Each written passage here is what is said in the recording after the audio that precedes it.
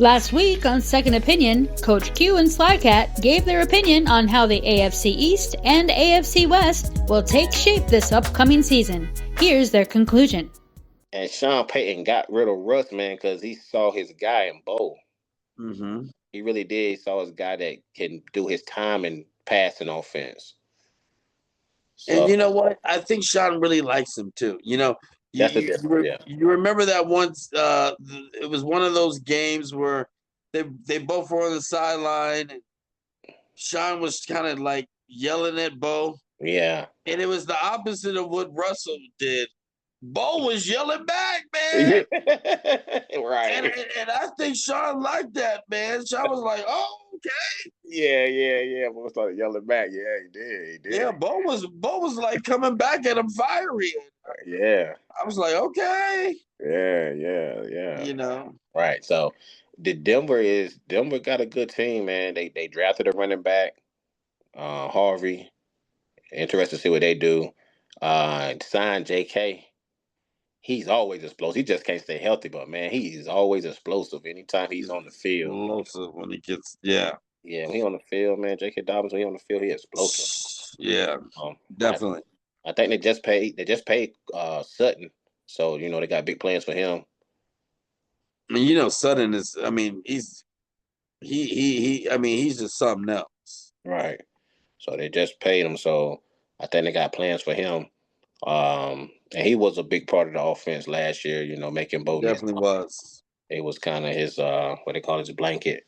Then they went and signed a tight end, you know, Evan Ingram. And Evan Ingram is a sleeping giant, man. I like Evan Ingram because he's definitely. He just needs to wake up a little bit more. Right. You know. Yeah. I like Evan. I like him with the Giants, man. He just couldn't stay healthy with the Giants, but he's a good football player, man. Yeah, he's solid. He's definitely solid. Yeah, he's a real good football player. And then Denver's got a solid team. Yeah, they do, man. They got a bunch of little weapons, Bell and Mims. Then they drafted Bryant. They loaded, man. That's why I had them beaten. I had them over the Chargers because I just don't know about the Chargers outside weapons, outside of Lad McConkey line. Just don't know. Denver got a lot of guys that I believe in that can really play some ball. Yeah. You know, and they got that stud on the outside with Sutton. And then you go add Ingram into his offense, and you draft Harvey, and you bring in J.K. and Bo Nix do what we talked about, what we want Herbert to do a little more run. Bo Nix will run. Yeah, he's like a little John Elway. Yeah, he ain't got no problem with taking. He's everything that John Elway would want. Right. Yeah. He's that gutsy kind of player. Right. Yeah, he is kind of a generic brand. You know what I'm saying? Yeah. Yeah. It reminds you a little bit of Baker Mayfield, right? Just a little bit. Just the attitude. Yeah, just a little bit. How he approaches the game. Yeah, right. Yeah, a little bit. Yeah, a little bit. Probably run a little more. But remind you of the fireness. So yeah, that's what I got finishing second, man. Okay, well, since you said that, I'm taking another sponsorship break. Every time that you disrespect the Raiders, man, it comes right on time. And I want to say thank you to our sponsor, Eastern Forest Management of Ahoskie in Washington, North Carolina. Eastern Forest Management is a team of registered foresters who live and work in the region, helping clients harvest timber, manage their assets, and establish new forests. Eastern Forest Management serves forest landowners in all aspects of their forest management needs. So they handle all of your forest management needs. You know, so if you got a big forest, you got to go to Eastern Forest Management. Visit them at EFM as in Mary, N as in Nancy, C as in cat.com, EFMNC.com for more information. That's Eastern Forest Management. So there you go. They handle the Forest, and the Raiders are going to handle the AFC West, baby. Man, I ain't disrespecting the Raiders, man. I think they're gonna finish with I think it's one of the division that can have every team finish right around 500. It's You gonna know, be tough. I just don't think that they got the weapons neither that's on the outside, man, to beat the Broncos. Like I said, I mean, I know you mentioned the rookies. You got Beck and Thornton, but got to see what they do. Yeah, we still got your guy. I mean, everybody needs to start putting some respect on. Well, I didn't name Jacoby Myers. I know he's gonna be solid, but I mean, They he got to not start putting some respect on Myers' he, name. he not gonna beat you though. No, but he's so reliable. Yeah, he is. He reliable. Him and Bowers are reliable. But And let's keep in mind, man, Chip Kelly is phenomenal. And I think now that he's not, playing a head coaching role and he's doing offensive coordinating and can really just spend that time focusing on that with the back that I think that's going to be sensational. I think that Chip Kelly is going to be problems for a lot of defenses. So it's just a very well coached division. yeah, it is. No, it most definitely is. But it's gonna be tough. That's why I don't think it'll be a bad team there, but it's just hard for me to put them over the other teams that already was in playoff contention and they got better. Yeah. So and you know what? And not only that, the first game of the season, we might as well say this to the audience who's watching.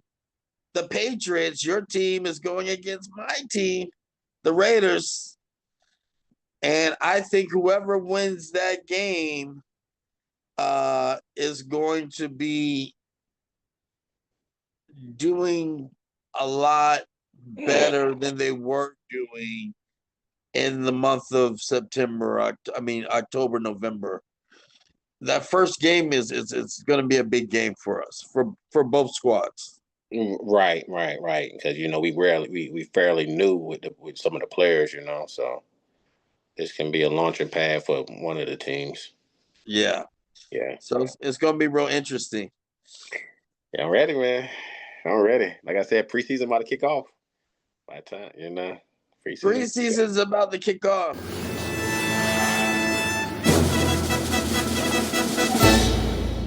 And here we go, and here we go. Man, oh man, oh man. A wonderful weekend, Coach Q. All right, yes, sir. Good weekend. Good weekend.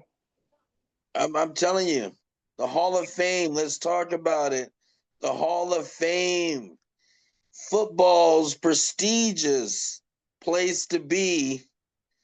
Once you think about it, you think about from, the Pee Wee, Pop Warner, to working your way up, playing high school ball, getting a chance to go to college, and working for a program, playing ball and all the coaches along the way, all the sacrifice, all the blood, all the sweat, all the tears, and then you make it to the pros, the transition, going into the pros, becoming a man along the way, and being able to endure a lot of different obstacles that come your way as well, and then laying down a fantastic career for yourself and making it to the Pro Football Hall of Fame.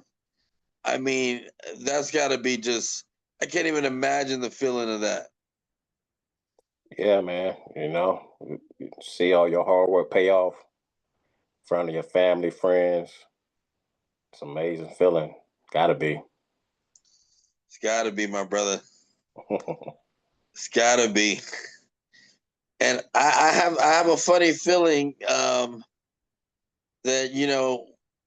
we have some people in the family business of athletics that are going to accomplish some wonderful things as well. And I look forward to being part of those kind of ceremonies moving in the future. I'm putting it out there.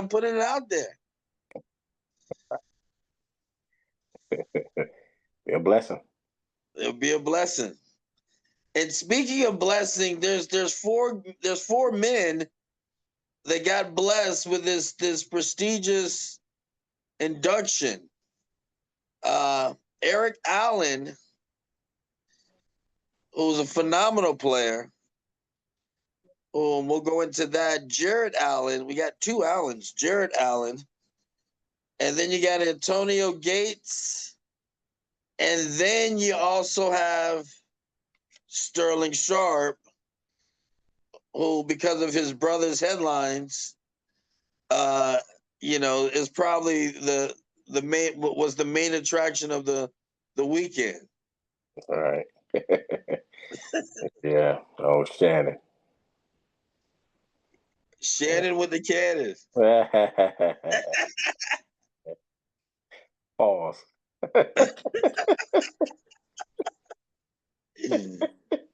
No Diddy. Yeah.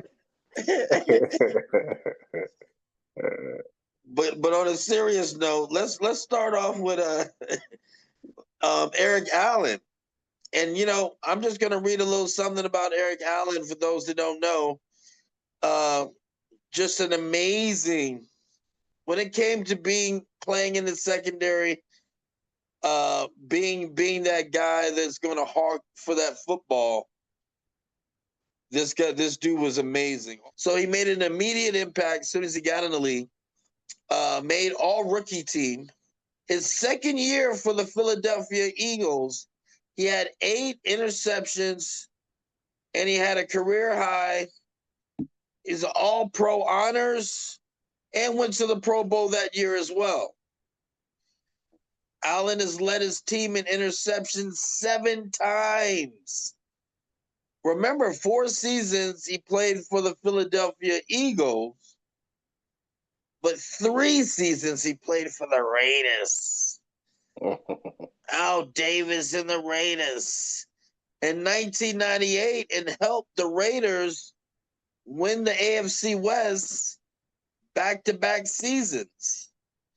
So, I mean, just a phenomenal player. And I remember I got a chance to watch him in his heyday. And, man, you didn't want to throw the ball in his direction. Yeah, I remember watching Eric Allen, man. He was a great talent, man. You didn't want to throw the ball his way, like you said. He made big plays. During this ceremony, he talked about a couple of plays he made that he remember. Just kind of playing off watching film, what he's seen on film, and kind of guessing right. So that was great to hear him talk about that, because that's how you play corner. You got to take chances, but you take calculated chances with that. The percentages in your favor that it's going to happen that way. Right. So, yeah, that's what I played in high school. So it's always looked up to the corners, man, and just making the reads is just amazing. I can just imagine on that level, making the reads that he did. It was just good to talk about it. In some of the most critical times of the games. Right. That's the best feeling in the world, man, picking off a ball and taking it the other way. Oh, man. Explain that feeling, because I know that you've had that feeling before. Man, it's a wonderful feeling, man. Once you catch that ball and you yell that trigger word, bingo. Hey, defenders turn to blockers. Hey, man, you just try to go to the promised land. You got to go to that promised land now. One of I remember my high school coach. He said, "Man, you catch the ball better on the defensive side of the ball than you do on the offensive side of the ball." Because man, it's just something about getting that interception, man. Because you don't particularly know the route, I Right. had some good coaches though. I could kind of tell by wide receiver splits and formations and quarterback drops, the steps that they take when they're dropping back. I could Yeah. kind of tell what was happening, what was unfolding in front of me. So, man, I was able to take some chances, man, and some of them paid off. Yeah. Some of them paid off for you, Yeah, and some has definitely paid off for Eric. yeah, I know. I mean, Eric was just a hawk. He was that kind of player. But going back to what you said, and to me, I think this is so important because we have a lot of young athletes that watch the show. The fact that he would dedicate himself to film study, Right. and a lot of people, who don't know need to know that being a football player, being an excellent player, there's more than just what you can do on the field, it's what you do off the field and how you sacrifice your time and dedicate to your craft. And film study is it's a very big part of that. Yeah, man. Half the game is, in upstairs, eh, Yeah, mind, that's deep. mental. Yeah, once you know what's going on, it makes you move faster. You look faster because you know where you need to be. So that just helps you get there quicker. Yeah, that's definitely important. And all the great players, they all say the same thing, man. When you're in that film room and you're studying and you're learning, and Eric did phenomenal with the Eagles. I mean, and let's talk about that team, man, that Eric Allen was on for the Eagles. I mean, you got Reggie White. You had some of the most. I mean, Buddy Ryan's boys were Oh, like yeah, they were crazy. yeah. I had Brown on D line. Yeah, that was good. Oh my gosh, Yeah, that was good. That was a good. that def- that defense was crazy. Yeah, yeah, yeah. Buddy Brown was a good coach. He sure was. And then when Eric Allen came to the Raiders, when John Gruden and Al Davis said, "Hey, let's take a chance on him," uh, just a real smart decision. I remember immediately, like just like the Eagles, man, the impact that he made, and he really ignited the team, man. I just he brought this professionalism to the locker room, and just this excitement about his game was just it was just jumping off the charts, man. Yeah, yeah. Fun to watch. Real fun. Very fun to watch. Yeah, Yes, one of sir. those guys. Now we had a couple other inductees that were fun to watch, but since we're in the Allens, let's go with Jared Allen, who was a Buck Buchanan Award winner, Big Sky Conference Defensive Player of the Year from Idaho State. He was selected in the fourth round in 2004 NFL Draft with the Chiefs for 2004 to 2007. Vikings from 2008 to 2013. And then he played a little short stint with the Bears and the Panthers, which we'll talk about, but led the Chiefs in sacks.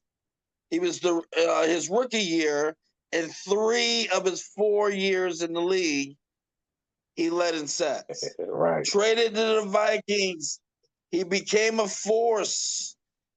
6 seasons with the Vikings, and he earned 4 Pro Bowls with the Vikings, 3 All Pro honors, and he led the league in sacks with 22 sacks in 2011.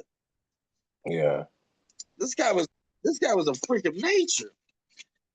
And for all the Carolinians over there your way, he helped the Panthers win the 2015 NFC Championship game, beating the Seahawks 31-24 as they advanced to Super Bowl 50. He's tied for the most career safeties in a season with 4. He's tied for most safeties in a season in 2008 with 2, and also named 2007 Kansas City Chiefs team MVP and earned NFL Alumni Player of the Year in 2009. Jared Allen was a bad dude. Yeah, he was, man. Reading all that. I didn't know all that really, but I know he was always hard to block. He stayed in the quarterback, man. He stayed in the backfield, getting to the quarterback. He was one of the biggest characters in the NFL, man. The guy always had something to say. He was one of the players you kept mic'd up because you never know what he was going to say, man. The Vikings had some very interesting defensive guys throughout time. Yeah. He was a very animated guy. He was, man. And, you couldn't block him, and he going to let you know that you couldn't block him. Yeah. Absolutely. The guy was tough. But, there's some people that I've spoken to, talking about what we were going to talk about on the show that are not really deep football fans when it comes to anything outside of their own team that didn't really know who Jared Allen was. And I'm like, man, this guy was phenomenal. Yeah, he was kind of I don't want to say underrated because you know how good he was, but like you say, he wasn't a household name to just the casual football fan. Right. Man, the guy was one heck of a football player. Right. He might not have been a name to casual football fans, but he left a lot of casualties on the field. He did. He kind of had a personality of like a wrestler, like a pro wrestler. He was. I know. He was a tough guy, man. He was, man. He was a tough guy, man. Yeah. And unbelievable. I think for him to get inducted, I think that, not only that, I'm sure that not only means a lot to him, but to get inducted with some of the other great ones in this class. His speech was phenomenal. Some of the things that he said. Yeah. And you could tell that he was a guy that he brought his lunch pail to work. Yeah. He was one of those kind of guys. Yeah, most definitely blue collar. Yeah. Blue collar guy. Join us at Copper and Stowe, located just outside of Jacksonville, North Carolina, on Saturday, August 23rd, for a down-home, knee-slapping good time at Cornbread Music and Comedy, a country-style dinner show packed with live music, big laughs, and a hearty Southern meal you won't forget. This family-friendly event is open to all. Scan the QR code for your tickets now. Spots are selling fast. For more information, call Walton's Distillery at 910-347-7770. That's 910-347-7770. Stillwater Kayaks of New Bern, North Carolina is your premier destination for year-round kayaking for the whole family. Stillwater Kayaks offers a range of kayaking options for new and experienced kayakers. Explore the beauty of our scenic still waters and diverse wildlife. Call 252-772-3563 to reserve your kayaking adventure. That's 252-772-3563. We interrupt this broadcast for the Second Opinion halftime show.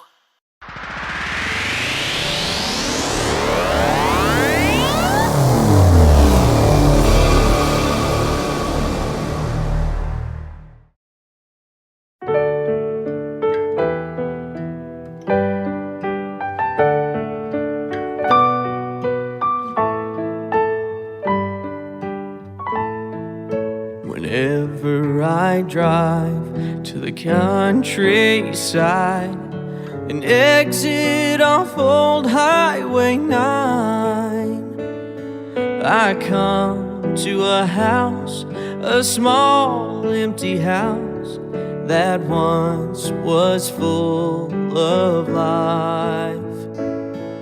but its address is now Heartbreak Drive. The edge of the steps are so broken down, it looks like the house makes a frown. If I had the means, with my tool belt and jeans, I'd shake those steps of regrets. To my prior mindset, two broken panes, each side of the entrance like hollow eyes that cry for attention. If I had the money and my life was changed, I'd fix it the way it was made. I think of this home that stands here alone. Did love bulge the walls from within?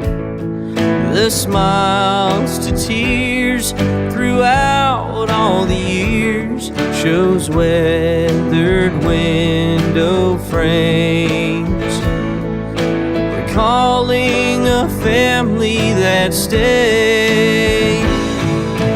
Two broken panes, each side of the entrance like hollow eyes that cry for attention. If I had the money and my life was changed, I'd fix it the way it was made.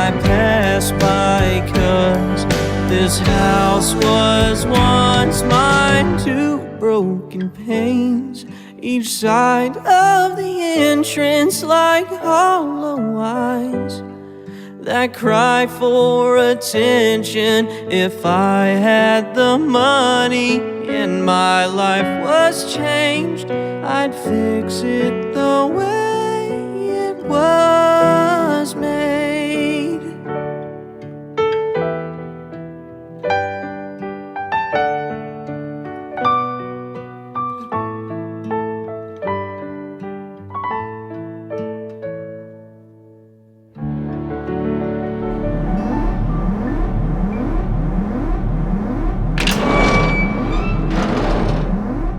You are watching Second Opinion, and this is my new single, All the Time in the World.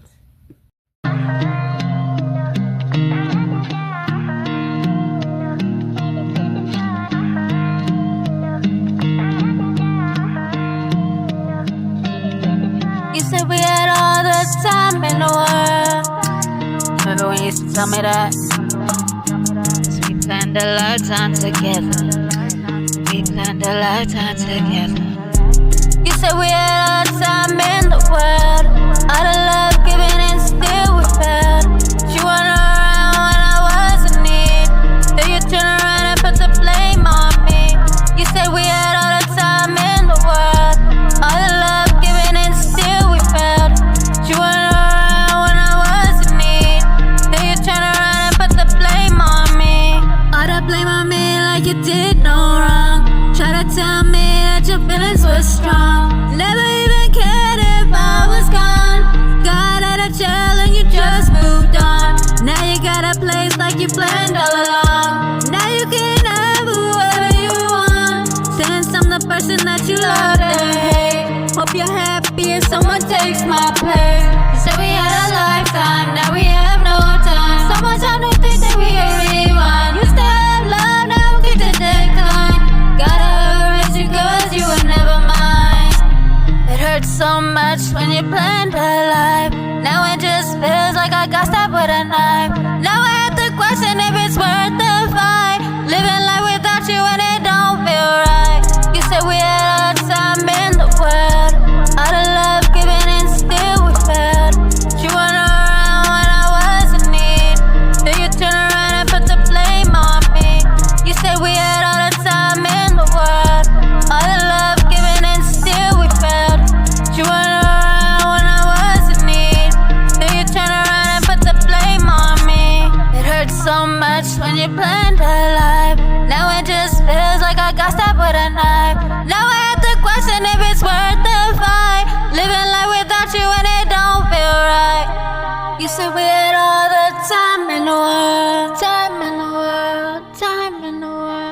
All this love given and still we fell, still we fell.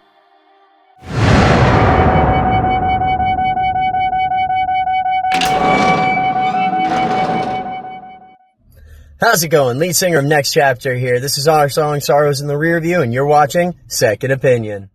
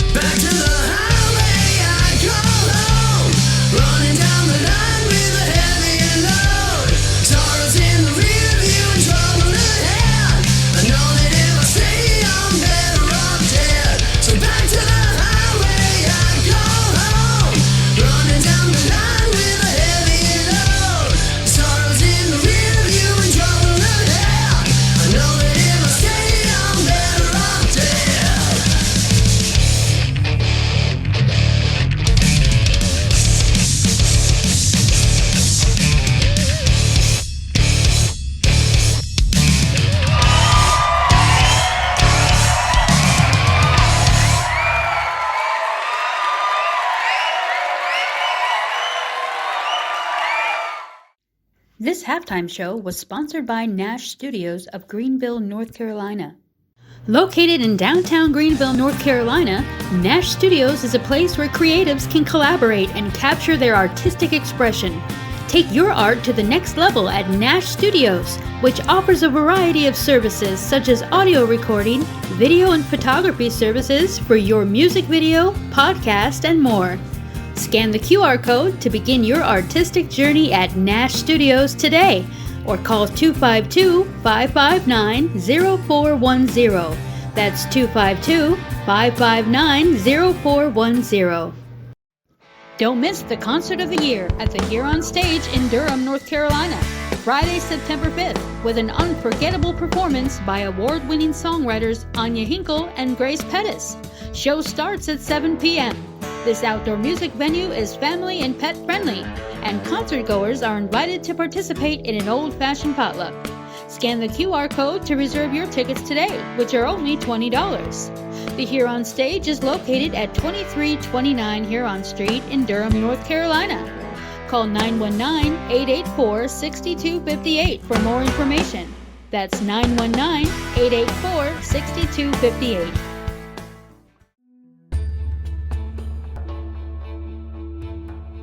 Good morning, beautiful people. Roy the Rapper here coming to you with the word of the day. I'm about to say a familiar hymn that we've all heard a time or two before. This little light of mine, I'm going to let it shine. And with that being said, this is the word of the day here, Matthew 5:16. Let your light shine before others so that they may see your good works and glorify your Father who is in heaven.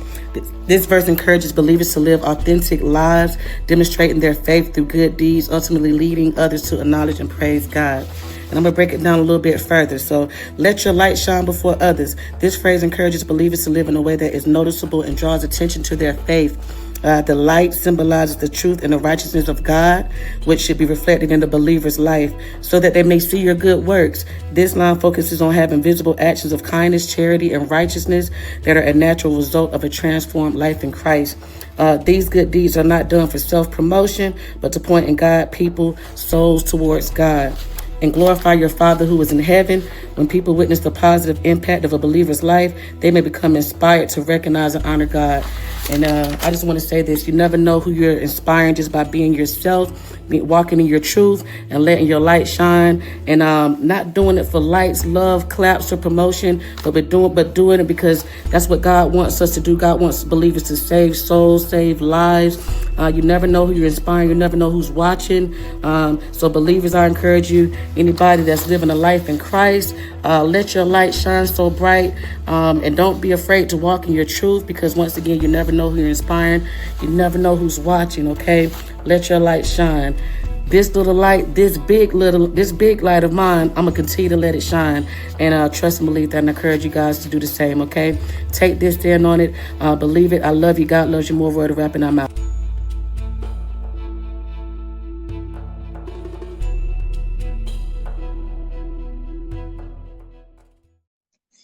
Now, moving on, Antonio Gates. We all know about this guy. Sure hands. All pro 3 times, 8 Pro Bowls, 11,841 receiving yards, 955 receptions, 116 touchdowns. Okay, now the Chargers, they signed him as an undrafted free agent in 2003. This guy was playing basketball, man, for Kent State University. Power forward. He helped the school win their first conference championship as a junior, and they went to the Elite Eight. I mean, this is before he even got on the field, man, but Antonio Gates this guy was a target. Yeah. He was kind of the first of that trend for basketball players to kind of come over and play football. Yeah. But he was one of the only ones that really didn't take no snaps in college. The rest of them kind of played a little college football, I believe, but man, he ain't playing no college football. Come straight to the NFL and dominate. I mean, And boy, did he dominate. Yeah, he was a dominant player. He was, man. He was the most dominant player. And he only played with the Chargers, right? Yeah. Yeah. Antonio Gates was a bad man. Gates was different. Gates was just a different type of guy, man. And I didn't realize that him and Rivers connected on so many touchdowns. I mean, it was a double combination, but just to hear them say, I think with like 89, 90 touchdowns. Oh man, come on, it's crazy. That's a lot of touchdowns. The man was crazy. 116 touchdowns. Yeah, for his career, man. That's a lot, man. Yeah, and I enjoy hearing him talk about how he used his basketball skills, translated over to the football field. Box him out. And going up for the ball like he's going for the rebound. Right. That's smart, man. Yeah. He transitioned so well. Yeah, them basketball guys, man, made really good tight ends. Like I said, Tony was one too. I've always said that if and I know this is me talking about, the Raiders. Well, he's not a Raider anymore, but someone like Darren Waller that has that athletic build, that height, like if he really just focused on his game and didn't have all the outside distractions of being a rapper and all that kind of stuff, I mean, he would have an opportunity. You know what I mean? Right. Antonio Gates was just that kind of guy, that freak of nature, man. He had that height, like you said. I remember so many plays where he would box out the defender and jump up and get the ball. I remember so many plays like that. Right. Yeah, it was special, man. It was special. Very, very special. And last but not least, I need a special drum roll. Da da da da da. Because Sterling Sharp is another special, super special guy. The one half of the dynamic duo as brothers, and I think the first time ever, two brothers in the Hall of Fame. This is a big deal. Yeah. This is a huge deal. 3-time All-Pro, NFL All-Decade Team in the 1990s. Pro Bowls, 5. Receiving yards, 8,134. 2-time All-American. All-time passing, receiving, and touchdown leader. The first-round draft pick of the Packers. 7 seasons as a Packer. He achieved league-leading status in numerous amounts of categories. Second season in the NFL, he led the single-season receptions with 90. And then he did it again in 92 and 93. 92, he set the NFL record at the time for catches in a season with 108. The next year, he had 112. And he had 1,461 yards receiving and 13 touchdowns that year. 1994, he led the league with 18 touchdowns. If he didn't get hurt, let me tell you something about Sterling Sharp.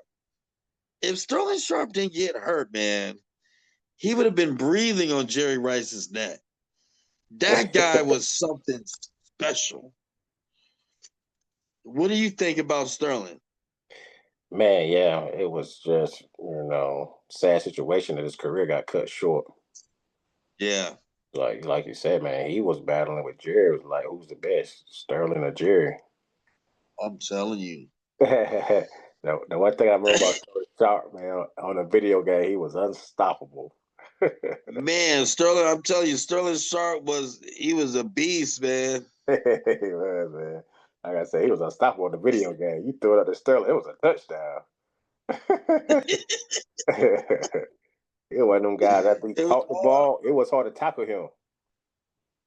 It was. It was hard to tackle Sterling, man. He wanted to go down. And he was just, like I said, man, I just hated it. His career got cut short. But I'm glad he got in because, with talks of him, it took so long for him to get in, and everybody was talking about how short his career was, but you had to put him in on the impact that he made in that short time. Yeah. I mean, serious impact that he made. Serious. Right. I mean, Sterling Sharp was just that was the guy, man. I mean, you had Jerry, you had Sterling. I mean, they were over there in the NFC, man, and like I said, it was like almost neck for neck at one point. Yeah, they were. I don't think people really know how good Sterling was just because because his career was cut so short. But, they don't know. Yeah, but if you saw it, they don't. Yeah, if you saw it, you knew. And he was fantastic, for those Gamecocks too, man. And in college, and in college football, he was a beast. Right. Yeah, he was, man. Yeah. Yeah, he was. Sterling was man. And it was good to see. I enjoyed watching Shannon, being so happy for his brother. I enjoyed that. Yes. He was happy, I man. enjoy that too. You would have thought Shannon was getting in. I love that. I love that. I love that. Yeah. I love that. You know what I love too? I love the fact that Sterling is sitting there and he's doing his Hall of Fame speech. And I mean, just the words that he had for his brother was just like, I mean, it's almost like they both got the induction at the same time. It was Yeah. just beautiful.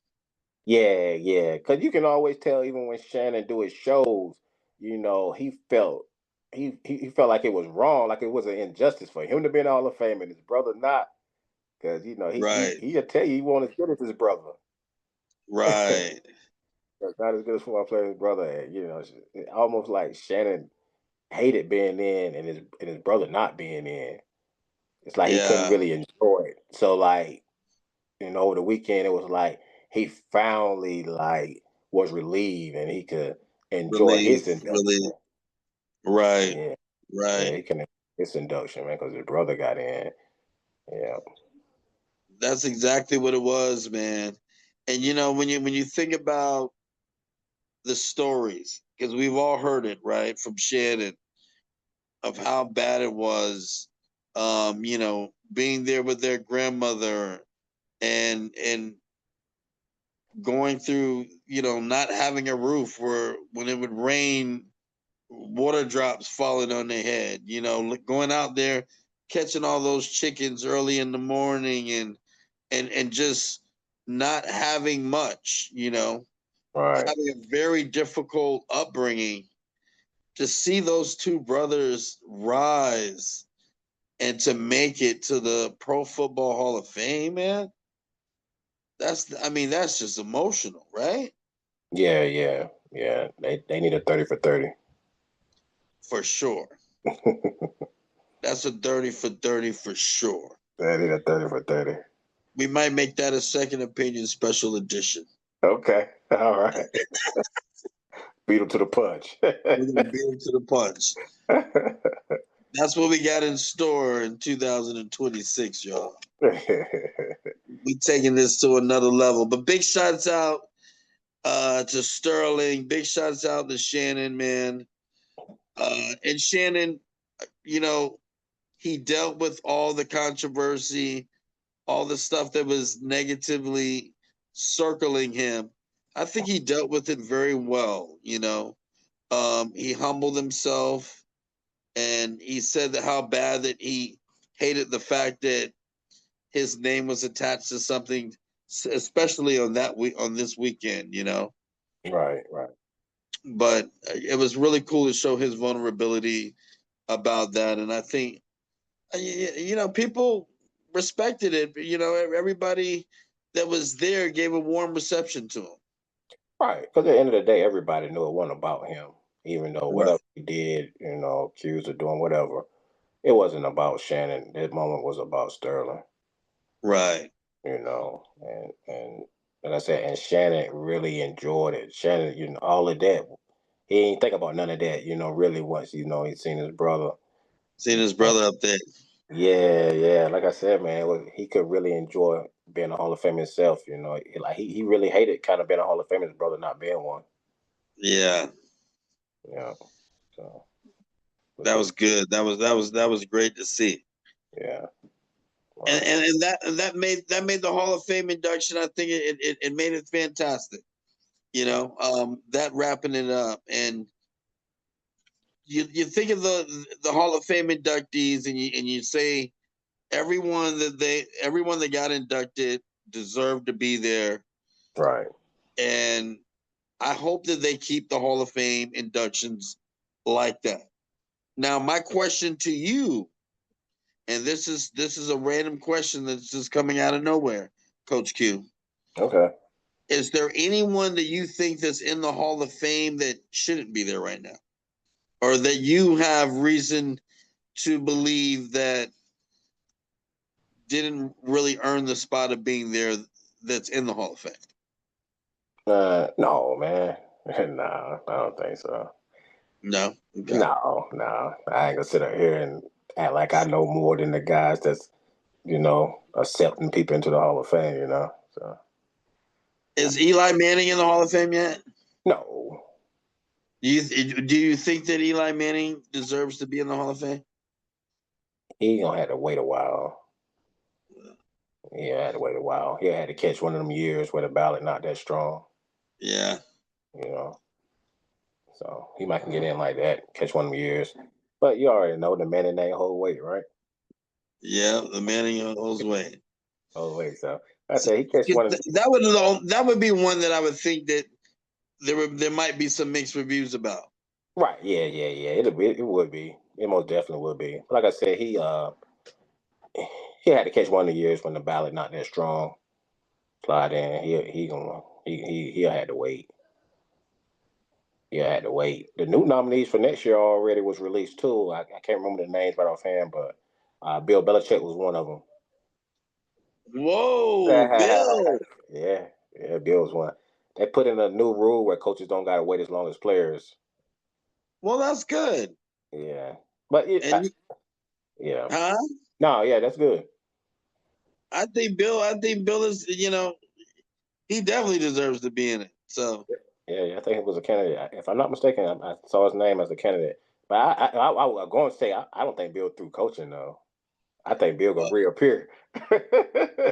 Bill is going to reappear, but Bill's got some work to do with them Tar Heels, and I think he's going to do a really good job.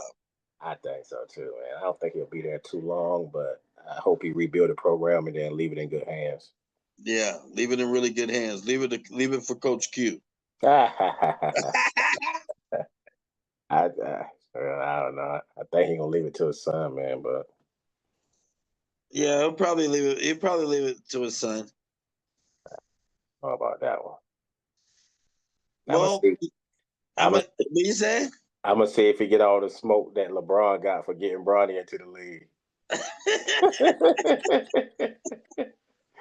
I would say if Bill get all the smoke, for leaving that to his son, not deserving. Nah, Bill ain't gonna get that kind of smoke. Now you know that. There's different smoke for different folk. Right. Yeah. Well, my brother, it was a pleasure talking about the Hall of Fame, and I look forward to us being in the Hall of Fame ourselves one day for the best Saturday morning show on the CW network. Hey, man, the best opinion is the second opinion. That's it, man. I'll see you soon, Coach Q. Yes, sir. Le Rouge Tete is a stylish consignment home store in Morehead City, North Carolina, carrying luxurious pre-loved furniture, lighting, artwork, and more. We have everything you need to complete your home style. Le Rouge Tete is your destination for inspiration. We're located at 5270 Highway 70 West, Suite E, in Morehead City. For more information, call 252-622-4244 or visit lerougetete.com. That's 252-622-4244. Transform your home into a sanctuary by exploring brielleandco.com. From candles to room sprays, our collection of home essentials is designed to elevate your living experience. Choose from our unique fragrance blends using high-quality ingredients to effortlessly create a welcoming and beautiful home. Shop now at brielleandco.com. That's brielleandco.com. Nash Hot Chicken is your destination for hot chicken, cold beer, and live music. Entertain your taste buds with all-star favorites on our Nashville-inspired menu. A full bar featuring domestic, local brews, and try a Nash signature cocktail like our Music City Mule. Make Nash Hot Chicken the choice for your next get-together. Ask us about catering your next event. Nash Hot Chicken is open every day and located at 114 East 5th Street in downtown Greenville, North Carolina. For more information, call 252-999-5444. That's 252-999-5444.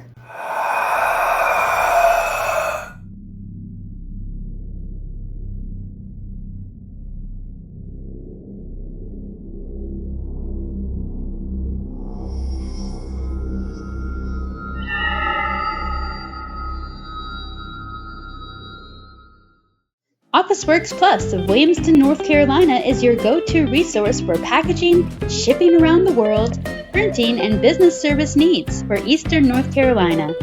OfficeWorks Plus also provides notary public services, and their store provides office, packaging, and school supplies as well.